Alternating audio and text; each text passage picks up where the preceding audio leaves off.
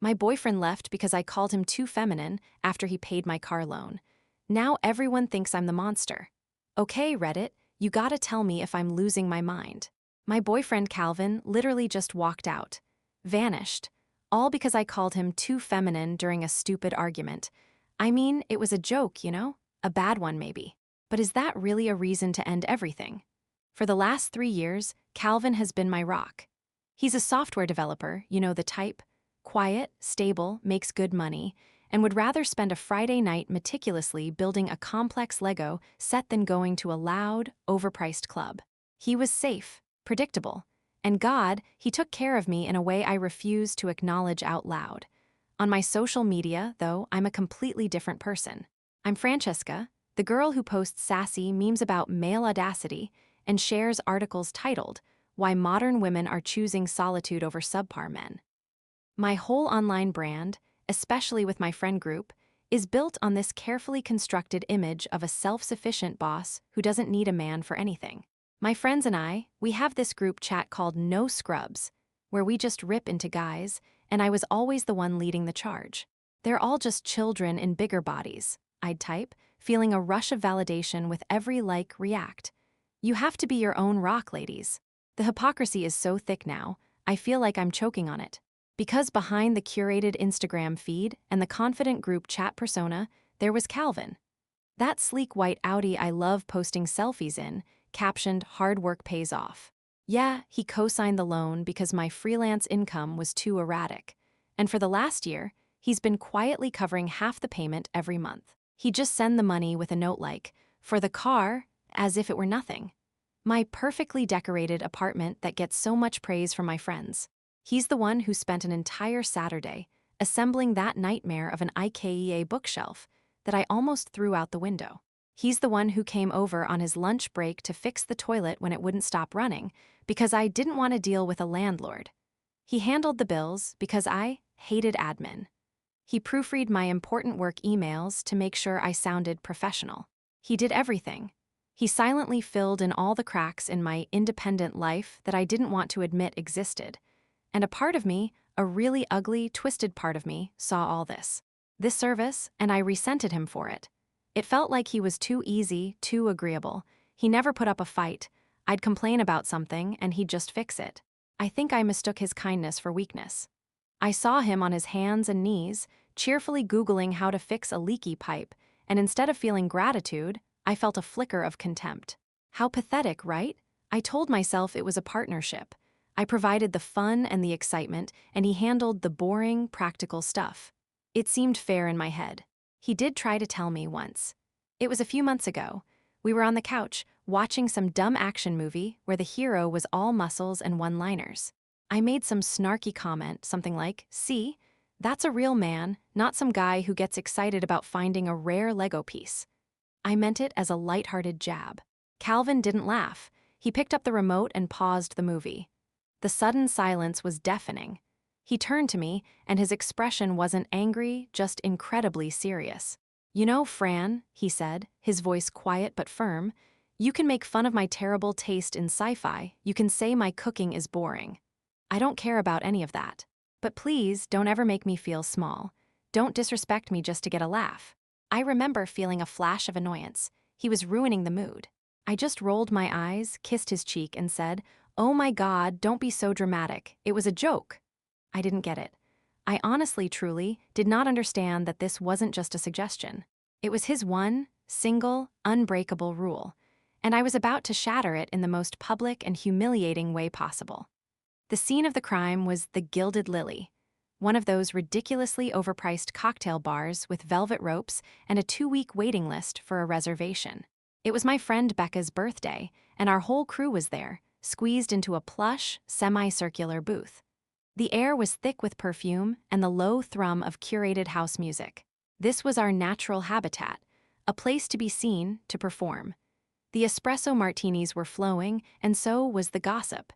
It started, as it always does, with a competitive round of complaining about our romantic lives. Jess was on a tear about her latest Hinge date. I'm not kidding, he showed up in cargo shorts, to a place with a wine list. I almost faked a family emergency. Chloe, stirring her drink with a sigh, upped the ante. At least you're not me. I've been with Rob for 5 years, and last night he presented me with a framed photo of his fantasy football trophy. For our anniversary, I felt that familiar pressure build inside me, a fizzy mix of alcohol and anxiety. This was my stage. This was where I performed the role of Francesca, the unimpressed, cynical queen who had it all figured out. I needed a good story. I needed to contribute to win this round of collective misery. My stable, kind, reliable boyfriend was a liability in this social economy. Honestly, you guys think you have it bad? I started, leaning in with a conspiratorial smirk that I'd practiced in the mirror. My toilet broke again this morning. The water was like an actual flood. I paused for dramatic effect, taking a slow sip of my drink. So I call Calvin, obviously. He literally left a client meeting, to come over and stick his hands in my disgusting 3-year-old toilet bowl. I swear, the man is more of a handyman than a boyfriend. The girls roared with the exact kind of laughter I was hoping for. It was like a drug. Their laughter was my validation, proof that I was witty and cool. I felt powerful, so I kept going, feeding off their energy. "I'm not even kidding," I said, my voice getting louder to talk over the music. He shows up with his little toolkit, all serious, like he's performing open-heart surgery on the plumbing. It's cute, I guess, in a pathetic, puppy dog kind of way. He's just so eager to please, you know. A trained golden retriever has more of a backbone. Becca, the birthday girl, wiped a tear of laughter from her eye. "Oh my God, Fran, you're brutal. Does he even know you talk about him like this?" "Please," I scoffed, waving my hand dismissively as if the idea was absurd. He wouldn't care. He's just happy to be included. That line got another big laugh. I was on a roll. The alcohol had stripped away whatever little filter I had left. I felt a reckless need to outdo myself, to deliver the punchline that would make me the undisputed star of the night. So I leaned in even closer, lowering my voice as if I were sharing a state secret. And don't even get me started on the bedroom. A collective, theatrical gasp went around the table. This was the juicy stuff. It's like, fine, it's sweet. He's very attentive, always asking, "Is this okay? And do you like this?" God, it's exhausting. It's like having a customer service representative trying to get a 5-star review. The table erupted. I had them hooked. "I just want a man to be a man, you know?" I declared, feeling a surge of self-righteousness. To take charge. Sometimes his whole vibe is just so gentle, so soft. I let that hang in the air for a moment, letting their minds fill in the blanks. I had painted a picture of Calvin as a devoted, but ultimately weak, sexless caretaker. I was the cool, dissatisfied girlfriend who was too much woman for him. It was a perfect, toxic performance. And as I sat back, basking in the glow of their attention, I felt absolutely nothing but the cheap, fleeting thrill of being the queen bee. I was so wrapped up in my own performance, I didn't see him at first. Calvin was standing near the bar, holding a small, beautifully wrapped gift box. He was wearing the nice button-down shirt I liked, the one that made his shoulders look broader. He must have just gotten there. He had this small, hopeful smile on his face, the kind he got when he was excited about something. He had told me he was working late, that he'd see me at home.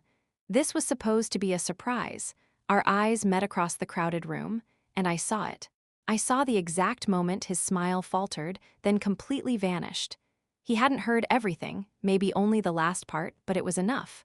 The look on his face wasn't anger. It was something far worse. It was a quiet, devastating wave of comprehension, like a puzzle piece clicking into place, revealing a picture he never wanted to see. He just gave me this tiny, almost imperceptible nod, turned around, and walked out of the bar. The gift box was left sitting on the edge of the bar counter. My friends didn't notice. They were already moving on to the next topic. My blood ran cold. I mumbled a quick "be right back" and practically ran out of the bar. I found him in the parking lot, just standing by my car, his hands in his pockets, staring at the ground. The air was thick with a silence I had never experienced with him before. It wasn't a comfortable silence. It was a dead silence. "Hey," I said, my voice sounding fake and chirpy even to my own ears. "What are you doing here? I thought you were working." He didn't look at me, he just kept staring at the pavement. "I wanted to surprise you for Becca's birthday. I got her that expensive candle she wanted." He finally lifted his head, and his eyes were hollow. "Francesca, in front of your friends, is that who I am to you?" A joke. The accusation in his calm, steady voice made my stomach clench. He wasn't yelling. That would have been easier. I could have yelled back. Instead, his quiet disappointment felt like a physical blow. Immediately, my defenses went up. I felt cornered, exposed, and deeply ashamed. And when I feel ashamed, I get mean. "Oh my God, Calvin, you were eavesdropping?" I shot back, my voice dripping with indignation. "That's so creepy. We were just girls talking, having a laugh. You can't take everything so personally." "A laugh," he repeated, and for the first time, a flicker of something sharp and painful crossed his face. "You were humiliating me.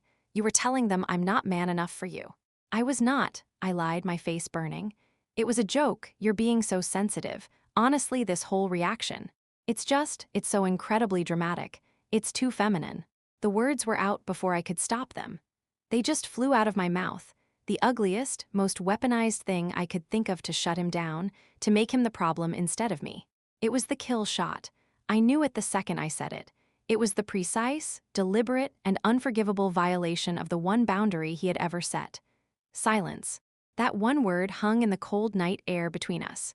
It wasn't just the absence of noise. It felt like a physical thing, a solid wall that had just slammed down.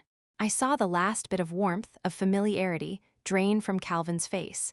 It was like watching a light switch being flipped off.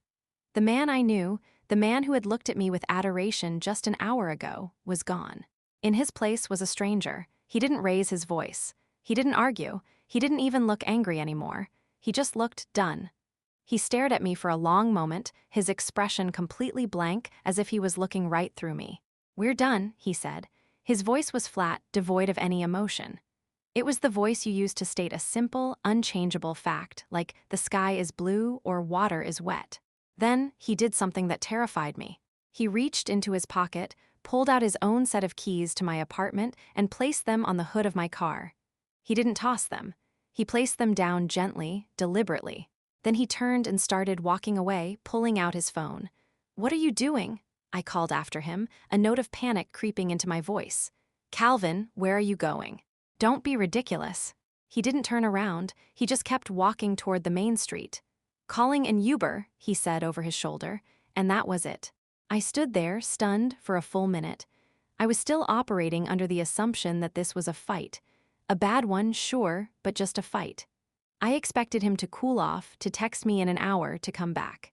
So, fueled by a mix of anger and arrogance, I got in my car, slammed the door, and drove home alone, blasting music and telling myself he was the one who was overreacting. But when I woke up the next morning, the silence in the apartment was different. It was heavier. I reached for my phone to send him a half-assed, "Are we talking yet?" text, and I saw it. I was blocked on everything. iMessage, WhatsApp, Instagram, even Venmo. I tried calling him, and it went straight to voicemail. A cold, hard dread started to seep into my bones. This wasn't him cooling off. This was an amputation. He had cut me out of his life with surgical precision.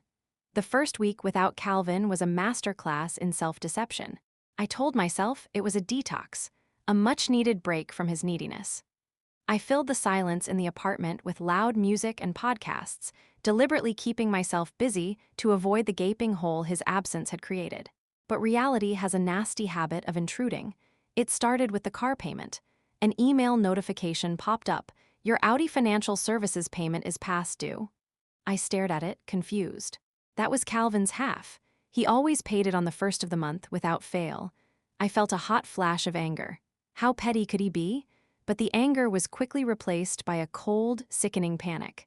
I couldn't afford the full payment. Not even close. Then, a few days later, the main overhead light in my living room started flickering and died. My first unthinking instinct was to text Calvin, "Hey, the light's out again." I had the message typed out before I remembered. I was blocked. I stared at the dark fixture, then at the high ceiling. I had no idea how to fix it. I didn't even own a stepladder. For the first time, I felt a tremor of genuine fear. My carefully curated independent life was a house of cards, and Calvin had been the entire foundation. Desperate, I turned to my friends, the same ones who had laughed at my jokes at the bar. I expected a chorus of "You're better off without him," and "He was holding you back." I called Becca, ready to launch into a dramatic retelling of how Calvin had abandoned me over nothing. Her reaction wasn't what I expected. There was a long, awkward pause on the other end of the line. "Fran," she said finally, her voice careful. "Look, I love you, but you were pretty rough on him that night." I was floored. What? It was just jokes, girl talk. "Was it though?" She pushed back, and her tone had an edge I'd never heard before. "You basically called him a pathetic, spineless loser who wasn't good in bed, to a whole table of people, and then you found out he was right there. Honestly, Fran, it was cruel. Calvin is a genuinely good guy. He adored you. He did everything for you, and you shat on him for sport. I'm not saying he's perfect, but what you did was messed up. I can't even blame him for leaving." Her words were like a slap in the face. This was my friend, my audience, my validator, and she was taking his side. The conversation ended with a stilted, "I've gotta go," and I knew something had shifted between us. She wasn't my loyal soldier anymore. She was just another person who thought I was the villain. The final blow came that weekend. I was packing up a few of his things he'd left behind, a couple of hoodies, his favorite coffee mug, intending to drop them at his door in a grand, dramatic gesture. As I was clearing off his side of the closet, his tablet, which he'd left behind, fell onto the floor. It lit up. The screen was still open to his web browser from a few weeks ago. The page was a local, high-end jeweler's website, and on the screen was a custom engagement ring builder. He had designed a ring, a beautiful, simple, elegant solitaire diamond on a platinum band. It was exactly what I would have wanted. In the other open tabs were articles: how to plan the perfect surprise proposal, best romantic getaway spots near the city, and a saved booking confirmation for a boutique hotel for a weekend I now saw was just 2 weeks away. I just sank to the floor, clutching the cold tablet to my chest. The hoodies, the mug, the broken light, the car payment, it all faded away. This was the reality. While I was out with my friends, tearing him down to build myself up, he was at home, planning a future with me. He wasn't just fixing my toilet. He was trying to build a life with me. And I had taken that beautiful, precious thing he was offering and smashed it to pieces on the floor of a cocktail bar, all for a cheap laugh. I'm on a video call with Becca and Jess. It's our weekly ritual. I've put on a full face of makeup for the occasion, a bright red lipstick that feels like armor. I'm holding a glass of wine, positioned just so, to catch the light from the one lamp that still works in my living room. I'm performing. "Honestly, I've never felt more free," I say, forcing a wide, carefree smile. The breakup was a blessing in disguise. I'm finally rediscovering myself, you know? Single life is where it's at. No more compromising, no more answering to anyone. Becca nods, but her smile doesn't quite reach her eyes. "That's great, Fran. We're happy you're doing so well." There's that careful tone again. The one that says, "We're your friends, so we'll play along, but we both know you're full of it." We chat for a few more minutes about their work drama and my fabricated, exciting new freelance project. Then we say our goodbyes. The second I click end call, my face collapses. The smile dissolves, and the confident posture slumps into a miserable heap on the sofa. I stare around the silent, half-dark apartment. The car payment is now a month overdue, and the angry, red-lettered envelopes are piling up on the counter. The toilet has started making that weird gurgling noise again. The whole place feels like it's slowly falling apart, mirroring me. I pick up my phone. It's a sick, compulsive habit I can't break. I open Instagram on the fake account I made, the one with no profile picture and a generic username. I type his name into the search bar. Nothing. He's still a ghost. No posts, no stories, just a blank page. He hasn't just left me, he's erased himself from the digital world we used to share. I put the phone down, and my gaze lands on the toolkit he left under the sink. I picture him, happy and focused, assembling that bookshelf for me. I picture him designing that ring on his tablet. I picture the hopeful smile on his face at the bar, right before I destroyed it. My throat feels tight. I look at my reflection in the dark screen of my phone, the red lipstick now looking garish and clownish. I whisper the words out loud to the empty room, the sound swallowed by the silence. The final fatal insult, my pathetic hollow victory, too feminine.